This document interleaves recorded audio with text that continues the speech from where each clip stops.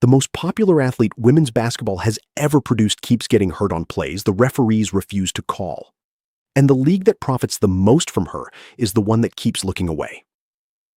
By the end of this video, you will hear the commissioner's own words about her two biggest stars, the exact fist that landed on her throat with no whistle blown, and the reason a United States senator is now asking the WNBA questions it has never had to answer before. Stay until the end, because the last part of this story is still being written right now this season, and nobody knows how it ends. Before we get into it, hit subscribe and turn on notifications. This league moves fast, something new breaks almost every single week, and you don't want to miss the next part of this story. A rookie season that broke the league's own numbers. Start with the plain facts, because the facts alone are already hard to believe. In her rookie season, Caitlin Clark was responsible for an estimated 26.5% of the entire WNBA's economic activity, not the Indiana Fever's activity, the whole league's. That number comes from Ryan Brewer, a finance professor at Indiana University who studies sports valuations for a living. And when he first ran the calculation, he said the results were so large they barely seemed real. Her games didn't just outperform other WNBA broadcasts, they started outperforming NBA preseason games on the same networks. Her first playoff appearance drew over 1.8 million viewers on a Sunday, competing directly against NFL football. And the second playoff game beat that number again with 2.5 million. Across her rookie season, WNBA viewership rose 462% over the year before. Merchandise sales tied to her jumped by roughly 500%. Road ticket prices for Fever games spiked by an average of 140%, and one franchise, the Las Vegas Aces, actually moved a game against Indiana out of their own arena and into a bigger one because tickets sold out that fast. By 2025, analysts were projecting her total economic footprint could approach $1 billion in a single season. The league signed its richest broadcast and sponsorship deals in history during this stretch, landing new partners like Delta, Bumble, and New Balance, and locking in a landmark collective bargaining agreement in March 2025 that nearly quintupled the average player salary.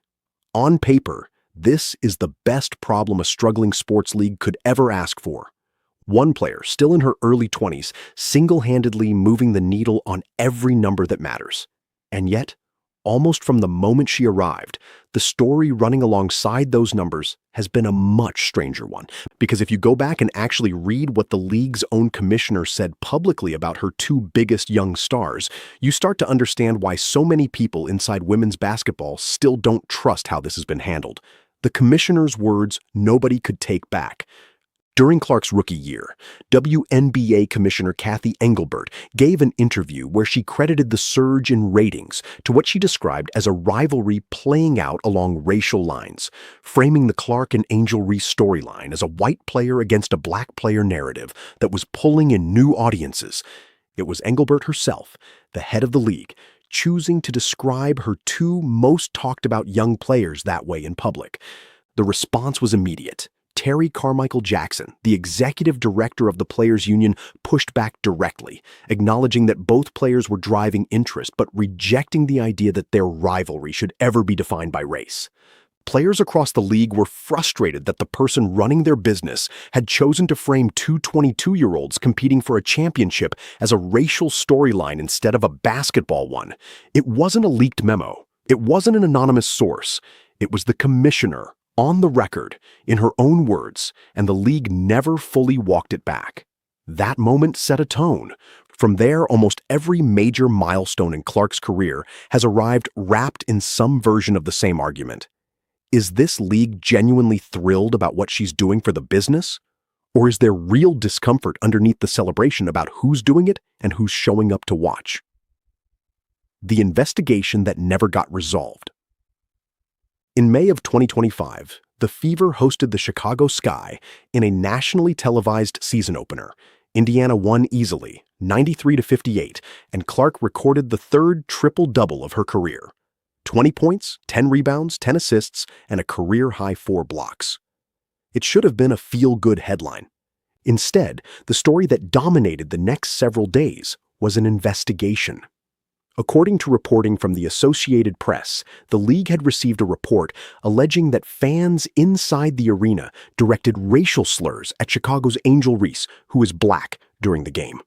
The WNBA released a statement saying it strongly condemns racism, hate, and discrimination in all forms, and confirmed it was looking into the matter. The Players Association backed the investigation. Clark herself, asked about it directly, said she hadn't heard anything personally, but that the arena was loud all night and that she trusted the league to get to the truth. Weeks later, the WNBA closed the investigation and said publicly that it could not substantiate the allegations. Both the Fever and the arena's operators issued statements thanking the league for a swift process while reaffirming a zero-tolerance policy for hate speech. It's worth sitting with how that actually played out. A serious allegation was raised, a legitimate investigation was opened, and in the end, the league said the claims could not be confirmed. That's a real and messy outcome, not a clean villain story in either direction, and anyone telling you it was definitively one thing or the other is selling you something the facts don't actually support. What is true, and what multiple journalists have documented independently, is that this was only one entry in a much longer pattern of Clark's biggest moments arriving with controversy attached, rather than a clean celebration. Because while the fans were the subject of that investigation, on the court, something else was happening to Clark that the league would spend the next year trying to get under control. The hits that kept landing.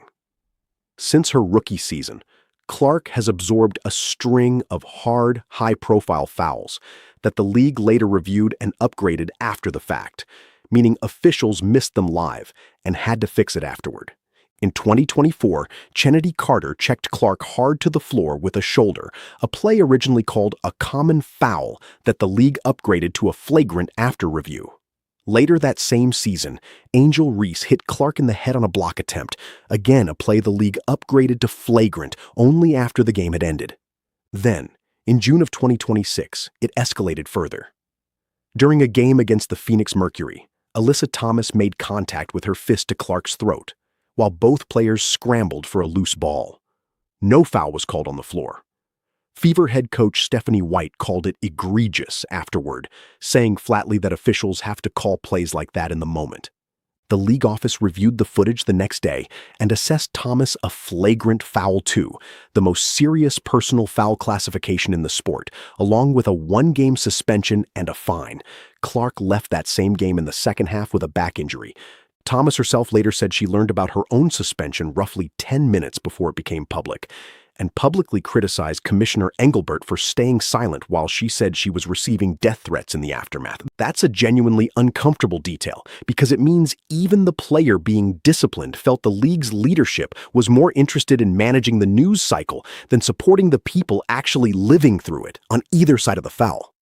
Reporting from multiple outlets has documented that this has become a recognizable cycle. A hard, uncalled foul lands on Clark in real time. Officials miss it. Backlash builds online for a day or two, and only then does the league office step in after the fact to reclassify the play. Fever coach Stephanie White has been blunt about her frustration with that sequence more than once, arguing the league needs to get these calls right in the moment rather than fixing them after the damage, and the physical hit has already happened. The night she finally snapped, by July of 2026, the tension boiled over in public. During a home game against the Golden State Valkyries, Clark drove to the basket and appeared to get shoved by Golden State's Kaya Stokes on a layup attempt. No foul was called. Moments later, after a foul was whistled against one of her own teammates at the other end, Clark turned on the official and let him have it from close range, arguing the Fever weren't getting the same whistle the Valkyries were. She wasn't given a technical foul for the outburst, which some read as the league quietly acknowledging she had a point. It's a small moment in isolation, one player yelling at one referee in one regular season game, but it landed inside a much bigger conversation that had already been building for months, including reporting that the WNBA had been facing pressure over the physical treatment Clark has absorbed since entering the league, serious enough that it drew attention beyond the sports pages. NBA Commissioner Adam Silver was even asked about it directly at a public event, and he described Clark as having become what he called a political football, adding that in his view, the real issue was never actually about whether any single foul should or shouldn't have been called. That's a remarkable thing for the commissioner of a completely different league to feel compelled to say out loud about a rival organization's biggest star. And here's the part that should genuinely worry anyone who cares about where this league is headed, because none of this happened during a down year for women's basketball. It happened during the best year the WNBA has ever had. The best numbers the league has ever posted. This is what makes the whole situation so hard to explain away as simple bad luck or normal rookie hazing. The 2026 season has been the most watched WNBA regular season in 24 years, averaging 1.19 million viewers across ESPN's platforms, a jump of roughly 170%. The league added its first new franchise in nearly 2 decades when the Golden State Valkyries joined in 2025, with Toronto and Portland set to follow. Average player salaries are heading towards $600,000 a year under the new labor deal, up from around $120,000 just 1 year earlier. Every meaningful business metric in this league is pointing in the same direction, up, and Clark's presence on the schedule is still the single biggest driver economists can point to. In any other professional sports league in the world, a player who moves that many tickets, that many eyeballs, and that much sponsorship money would be protected like the most valuable asset the business owns, because in every real sense she is. Which is exactly why the pattern we just walked through, the missed calls that only get fixed after the fact, the commissioner's own comments about race and rivalry, an investigation that opened and then couldn't be resolved either way keeps generating so much frustration from people who actually watch this league closely. The people who said the quiet part out loud. Not everyone stayed quiet through all of this, and it's worth giving credit where it's due. Stephanie White, Clark's own head coach, has been consistently direct in post-game interviews about the officiating pattern, refusing to soften her criticism even when it put her at odds with the league office. Alyssa Thomas, even while serving her own suspension, was honest enough to publicly call out the commissioner for what she saw as silence at a moment when a player needed support. Adam Silver, running an entirely separate league, still felt the need to publicly acknowledge that something unusual was happening to Clark.